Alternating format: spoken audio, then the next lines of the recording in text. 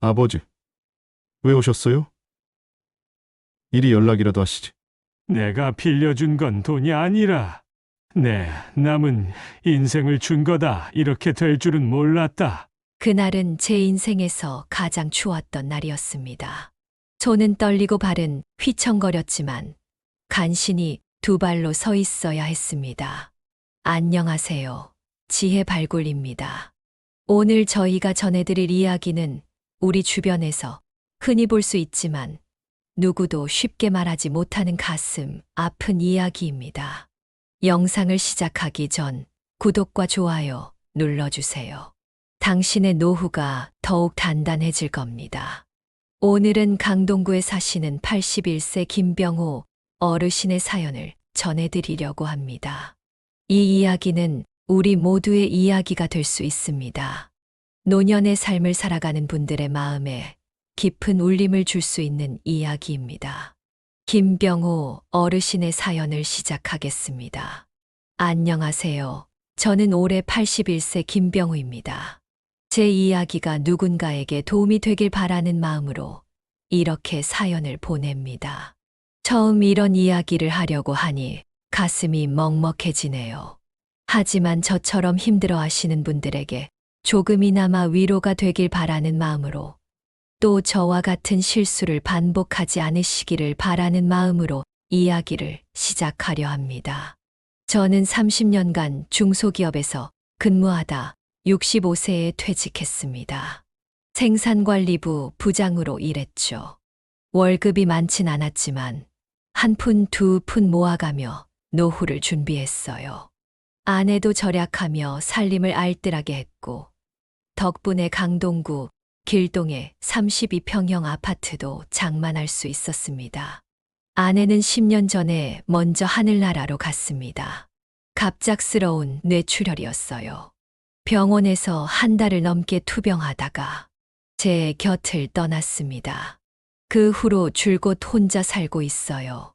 처음에는 혼자 사는 게 많이 힘들었습니다. 끼니도 제대로 챙기지 못하고 밤이면 텅 빈 집안이 너무 크게 느껴졌어요. 하지만 시간이 지나면서 조금씩 적응해 갔습니다. 매달 받는 국민연금 150만 원으로 그럭저럭 살았습니다. 큰 욕심 부리지 않고 검소하게 살면 된다고 생각했어요. 아내가 남긴 통장에도 조금 있었고 제가 따로 모아둔 적금도 있었으니까요. 아파트 관리비, 병원비, 생활비 빠듯하긴 했지만 그래도 혼자 사는 데는 큰 문제가 없었습니다. 우리에겐 아들 하나가 있습니다. 어려서부터 공부도 잘하고 듬직했어요.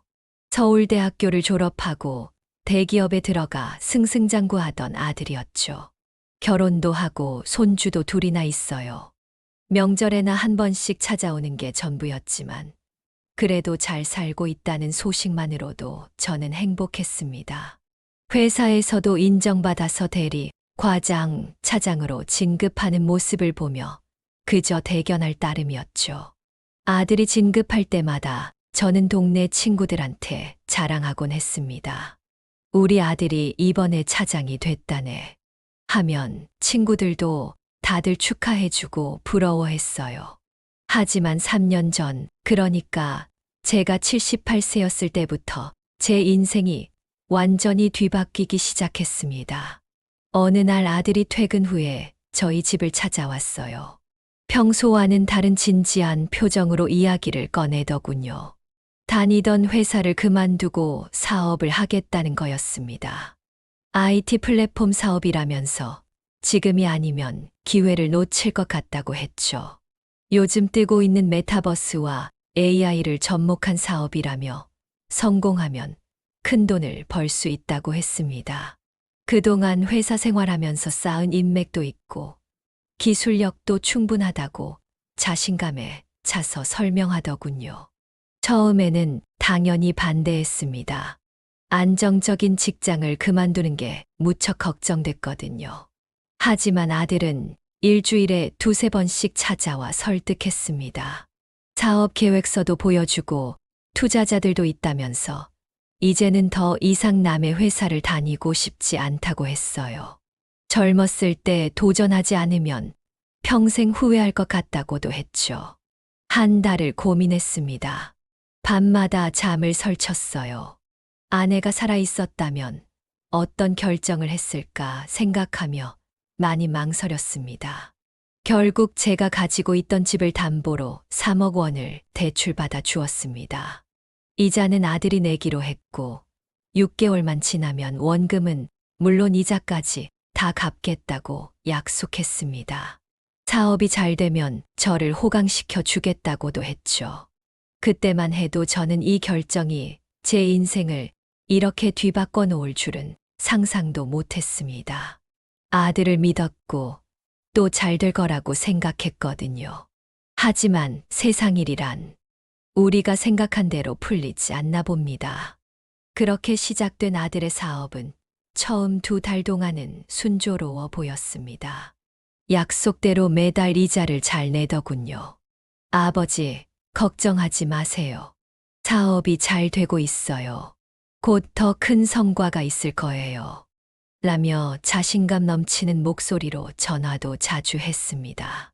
하지만 3개월 차부터 문제가 시작됐어요. 통장을 확인해 보니 이자가 입금되지 않았더군요. 전화를 하면 아버지, 지금 거래처에서 미팅 중이에요.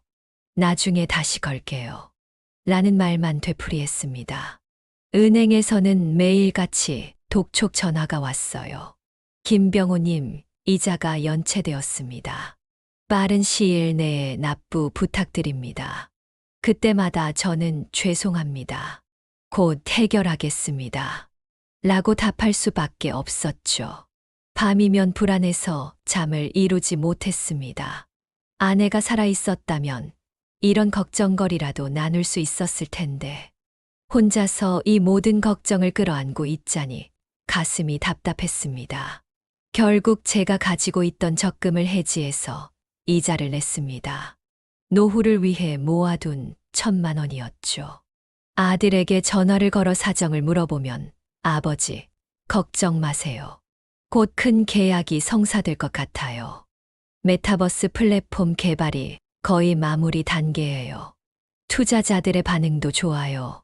그때 한꺼번에 다 갚을게요. 라는 말만 되풀이했습니다. 시간이 흐를수록 아들의 목소리에서는 처음에 자신감이 사라져갔습니다. 초반에는 하루에도 몇 번씩 연락이 왔는데 이제는 일주일에 1번 통화하기도 어려워졌죠. 명절에도 찾아오지 않았습니다. 손주들 얼굴을 보고 싶어도 볼 수가 없었죠. 아들 회사를 찾아가 보기로 했습니다. 강남의 한 오피스텔 건물 지하에 있는 조그만 사무실이었어요. 문을 열고 들어가니 컴퓨터 몇 대와 책상 2개가 전부였습니다. 직원들은 보이지 않았고 아들 혼자 모니터를 뚫어지게 보고 있었죠. 저를 보자마자 당황한 기색이 역력했습니다. 아버지, 왜 오셨어요? 미리 연락이라도 하시지. 아들의 책상 위에는 소주병이 놓여 있었고 며칠 동안 면도도 하지 않은 듯 수염이 덥수룩했습니다. 사무실 구석에는 간이 침대가 놓여 있었어요. 여기서 잠을 자는 모양이었습니다. 사업이 생각만큼 잘 안 풀리나 보구나. 아버지, 조금만 더 시간을 주세요. 지금 새로운 투자자와 미팅을 진행하고 있어요. 이번엔 꼭 성공할 것 같아요. 하지만 아들의 목소리에는 더 이상 자신감이 없었습니다. 빨갛게 충혈된 눈과 떨리는 손끝이 모든 것을 말해주고 있었죠. 이미 많은 돈을 쏟아부었지만 아무것도 이뤄내지 못한 것 같았습니다. 집으로 돌아오는 길, 가슴이 무거웠습니다. 버스 창밖으로 스쳐 지나가는 도시의 불빛들이 제 마음처럼 흐릿하게 보였어요. 젊은 시절 아들을 키우며 꿈꿨던 미래가 이런 모습일 줄은 상상도 못했습니다. 매일 아침 우편함을 열어보는 게 두려워졌습니다. 은행에서 보내오는 독촉장이 쌓여갔고 그것들을 볼 때마다 가슴이 조여들었습니다. 150만 원의 연금으로는 생활비와 이자를 감당하기가 점점 더 힘들어졌어요. 밤마다 천장을 바라보며 한숨만 쉬었습니다. 이웃들과 마주치는 것도 불편해졌어요. 아들이 사업한다더니 잘 돼가요? 라고 물어보면 그저 웃으며 그럭저럭요. 라고 얼버무릴 수밖에 없었거든요. 평소 자주 가던 노인정도 발길이 뜸해졌습니다. 다른 노인분들께 제 처지를 들키고 싶지 않았거든요. 한 달 후면 또 이자를 내야 하는데 이제는 모아둔 돈도 바닥이 났고 빌릴 곳도 없었습니다. 밤마다 여보, 내가 잘한 걸까? 하며 하늘에 있는 아내와 이야기를 나눴어요. 답은 오지 않았지만 그래도 누군가에게 제 걱정을 털어놓는 것만으로도 마음이 조금은 편해졌습니다. 며칠 전부터 아들과 연락이 되지 않았습니다. 처음에는 바쁜가 보다 했는데 이틀 사흘이 지나도 연락이 없었어요. 전화를 걸면 지금은 전화를 받을 수 없어 소리샘으로 연결됩니다. 라는 메시지만 들렸고 문자도 카카오톡도 답이 없었습니다. 불안한 마음에 아들의 사무실을 찾아갔습니다. 하지만 사무실 문은 굳게 잠겨 있었고 사무실 앞에는 임대료, 체납이라는 종이가 붙어 있었어요. 옆 사무실 직원은 며칠 전부터 사람이 보이지 않는다고 했습니다. 아들의 집으로도 찾아가 봤습니다. 초인종을 눌렀지만 아무도 나오지 않았어요. 이웃의 말로는 이사 갔다고. 그제서야 알았습니다. 아들이 제게 알리지 않고 종적을 감춘 것을. 은행에서는 연체가 3개월을 넘어가자 압류 절차를 시작했습니다. 제가 받는 150만 원의 연금도 압류 대상이 되었어요. 더 이상 버틸 수 있는 방법이 없었습니다. 서울 강동구에서 30년 넘게 살았던 집을 떠나 김포의 작은 월세방을 알아보기 시작했습니다. 아저씨, 여기 방은 보증금 300에 월세 35만 원입니다. 관리비 별도고요. 지하철은 좀 멀어서 버스를 2번 갈아타야 해요. 부동산 아저씨를 따라본 첫 번째 집은 반지하였습니다. 창문으로 사람들의 발만 보이는 제가 평생 살아온 곳과는 너무나 다른 공간이었죠. 목이 메어왔지만 이제는 이런 곳이라도 구해야 했습니다. 경찰서에도 가보고 동사무소에도 찾아가 봤지만 아들의 행방을 찾을 수 없었습니다. 매일 밤 폰만 붙들고 있다가 혹시나 하는 마음에 문자를 보내곤 했어요. 아들아, 아빠야, 잘 지내니? 답장 좀 해줘. 하지만 답장은 오지 않았습니다. 결국 김포의 반지하 월세방으로 이사를 했습니다. 30년 동안 살던 32평 아파트에서 10평 남짓한 공간으로 짐을 정리하면서 얼마나 많이 울었는지 모릅니다. 아내의 유품들, 아들의 어린 시절 앨범, 손주들의 장난감, 대부분을 버려야 했습니다. 새로운 집은 습기가 많이 찼습니다. 벽지가 군데군데 불어 있었고 보일러를 틀어도 바닥이 쉽게 따뜻해지지 않았어요. 가장 힘든 건 창문 밖으로 보이는 풍경이었습니다. 매일 아침 일어나면 보이는 건 지나가는 사람들의 발뿐. 연금이 압류되고 나니 생활이 더욱 힘들어졌습니다. 이제는 생활비도 빠듯했고 월세를 내는 것도 큰 부담이 되었어요. 그나마 다행인 건 보증금 300만 원이라도 있어서 당장 노숙자가 되지는 않았다는 거였죠. 낯선 동네, 낯선 사람들. 처음에는 모든 게 어색하고 힘들었습니다. 집 근처 슈퍼에서 라면을 사도 경로당에 가도 누구 하나 아는 사람이 없었어요. 이웃들은 친절했지만 저는 먼저 다가가기가 힘들었습니다. 제 처지가 부끄러웠거든요. 밤이면 예전 집이 그리워졌습니다. 넓은 거실에서 TV를 보던 것, 베란다에 나가 화분에 물을 주던 것, 손주들이 찾아와 뛰어놀던 것. 지금은 모든 게 꿈만 같았어요. 잠을 이루기도 힘들었습니다. 아들을 원망하다가도 또 그 나이에 도전하려 했던 걸 탓할 수만은 없다는 생각이 들었어요. 하지만 이렇게 연락도 없이 사라져버린 건 이건 아니지 않나 하는 생각에 마음이 아팠습니다. 이제는 길을 걸을 때도 고개를 숙이게 됩니다. 혹시 아는 사람을 마주칠까봐. 예전에는 당당하게 걸었는데 지금은 움츠러들게 되더군요. 내가 언제부터 이렇게 초라해졌나 하는 생각이 들 때마다 가슴이 아팠습니다. 스트레스로 건강도 나빠졌습니다. 밤에 잠을 이루지 못하고 새벽까지 뒤척이다 보니 혈압이 올랐어요. 병원에 가보니 당뇨 수치도 많이 올라갔다고 했습니다. 하지만 병원비가 부담되어 제대로 된 치료도 받지 못했죠. 이제는 식사도 제대로 하기 힘들어졌습니다. 매달 나가는 월세와 관리비를 내고 나면 남는 돈으로는 생활하기가 빠듯했어요.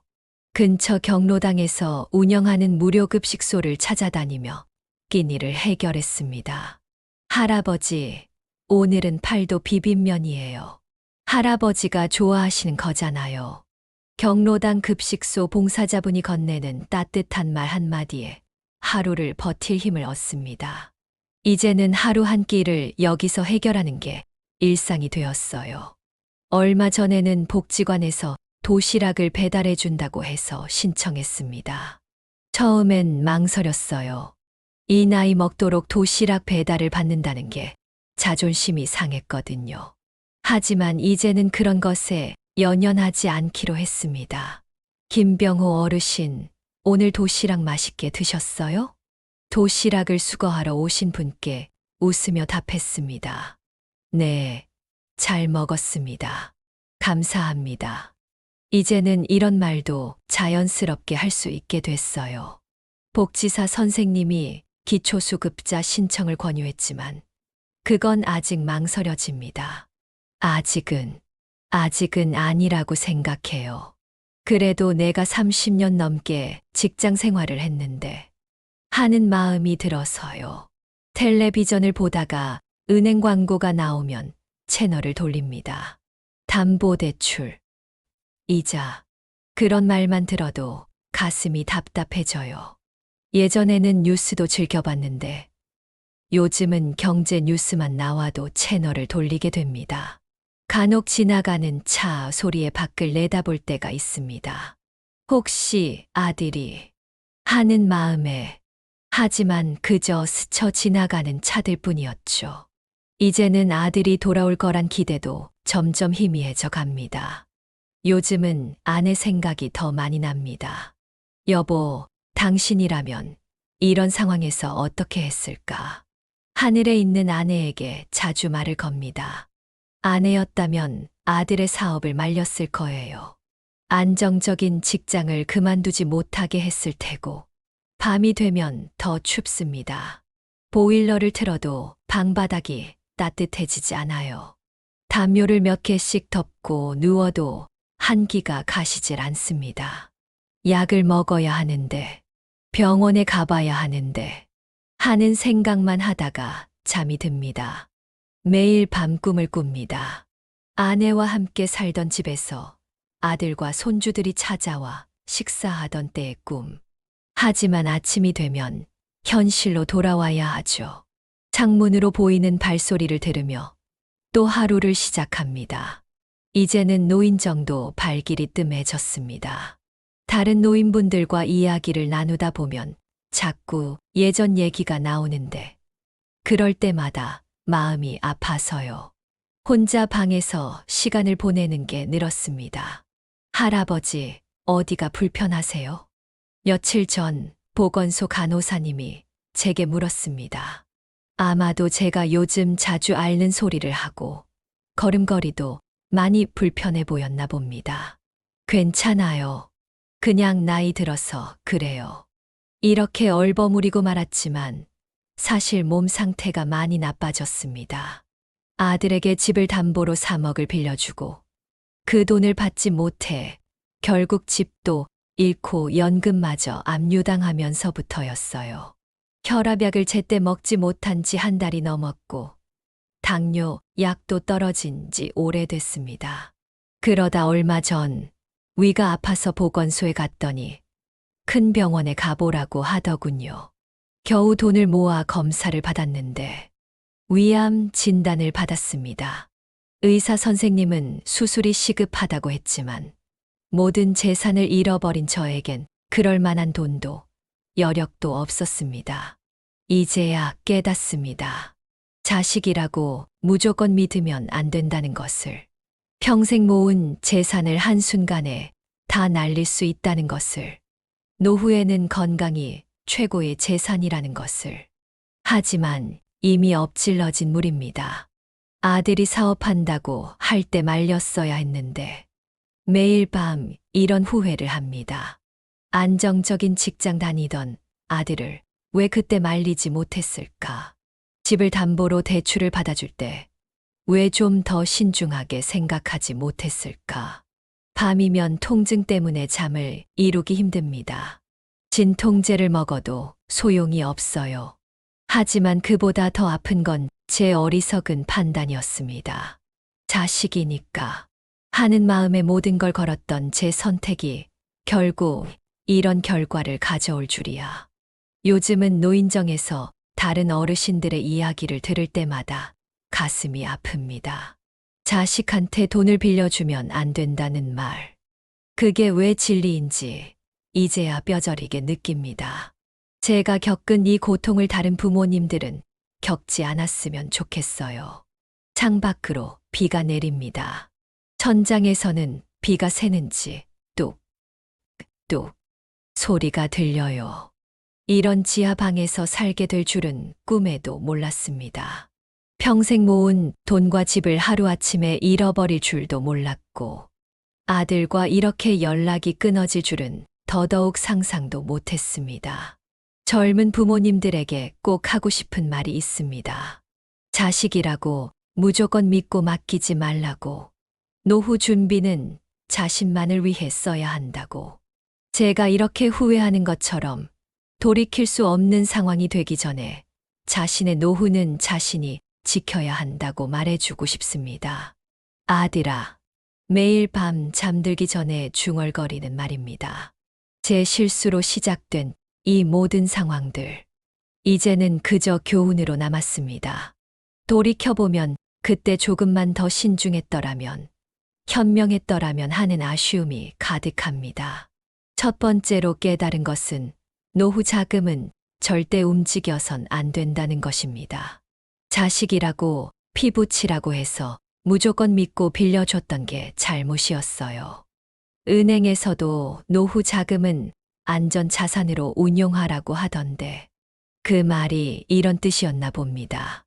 이제 와서 생각해보니 자녀에게 돈을 빌려주면 그 돈을 다시 받기가 거의 불가능하더군요. 두 번째는 자녀를 믿되 모든 걸 맡기지 말아야 한다는 것입니다. 저는 아들이라서 우리 아들이니까 하는 마음에 모든 걸 걸었습니다. 집문서도 내주고 적금도 해지했죠. 하지만 부모의 희생이 반드시 자녀의 효도로 돌아오진 않더군요. 무조건적인 신뢰보다는 적절한 선을 지키는 게 필요했습니다. 세 번째로 건강과 노후 대비가 최우선이라는 걸 뼈저리게 느꼈습니다. 지금 제가 아파도 병원 한 번 제대로 가지 못하는 건 모든 재산을 잃었기 때문이에요. 연금마저 압류당하니 당장 먹을 약도 살 수 없게 되었습니다. 건강해야 모든 게 가능한데 이제는 그것조차 지킬 수 없게 되었네요. 돈이 있었다면, 아니 그저 제가 받던 연금 150만 원이라도 있었다면 이렇게까지 힘들진 않았을 텐데 모든 게 제 잘못된 판단 때문이라는 생각에 가슴이 미어집니다. 지금 저와 비슷한 상황에 계신 부모님들이 계실 겁니다. 자녀의 사업 자금을 고민하시는 분들도 있겠죠. 제가 꼭 말씀드리고 싶습니다. 노후 자금은 반드시 지키셔야 해요. 자녀를 위한다고 생각하시겠지만 결국 부모가 무너지면 자녀도 함께 불행해진다는 걸 저를 보면서 교훈을 얻으셨으면 합니다. 우리 사회는 노인이 한 번 무너지면 다시 일어설 기회를 주지 않습니다. 이제 와서 일자리를 구하려고 해도 쉽지 않고 아픈데도 병원 한 번 제대로 가지 못하는 게 현실이에요. 노후를 준비하는 것은 선택이 아닌 필수라는 걸. 이제야 깨닫습니다. 돌이켜보면 모든 게 제 선택이었습니다. 아들이 사업한다고 했을 때 단호하게 거절했어야 했고, 퇴직금과 집을 지켰어야 했어요. 하지만 이미 엎질러진 물. 이제는 제 이야기가 다른 분들에게 교훈이 되길 바랄 뿐입니다. 젊은 부모님들도 꼭 기억하셨으면 합니다. 노후 준비는 자신만을 위해 써야 한다는 것. 자녀에 대한 사랑이 때로는 적절한 거리를 두는 것일 수도 있다는 걸. 제가 이렇게 후회하는 것처럼 돌이킬 수 없는 상황이 되기 전에 현명한 선택을 하시길 바랍니다. 여러분, 지금까지 김병호 어르신의 안타까운 사연을 들어보았습니다. 노년의 삶이 한순간의 선택으로 이렇게 달라질 수 있다는 것. 우리 모두에게 큰 교훈이 되었을 것 같습니다. 특히 3가지를 꼭 기억해 주셨으면 합니다.